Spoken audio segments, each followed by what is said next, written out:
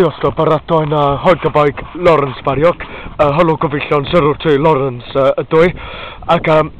rydwy yn abathraw yn Ynys Môn I garddad I cael amdro, achos mae'n yn diwrnod hyfryd iawn, ac hefyd achos dwi'n dod yma a gyfa trio ffeindio rhywbeth hanesyddol, achos beth sy'n hanesyddol yn abathraw ydy, oedd abathraw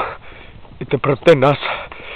wrth y tywysogion Gwynedd yn y cyfnod y canol oesoedd.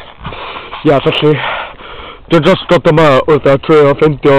unrhyw lle ble mae'n gynta nhw pethau hanesyddol sef yr eglwys neu pethau fel Oriel Môn. Mae Edarin, pethau fel William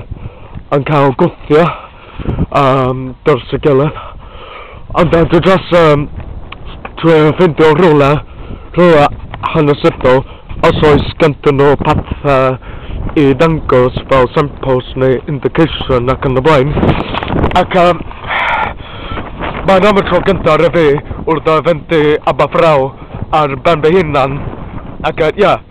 dwi'n just dod yma I just cael amdro trio allan ac hefyd just mwynhau y diwrnod y gyfer y penwythnos yma yn ystod y gwylio Pasg. Ia, felly mae hyn yn werth I mwynhau sti. Ac ia, achos dwi wedi gweld lot o llongau I gilydd ac yn ywedig yma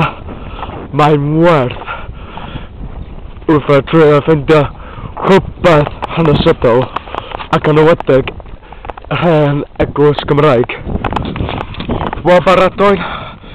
mi o'n I weld chdi wedyn nes ymlaen os dwi wedi ffeindio rhywbeth hanesyddol, felly rock and roll, rach dy wedyn, siostog.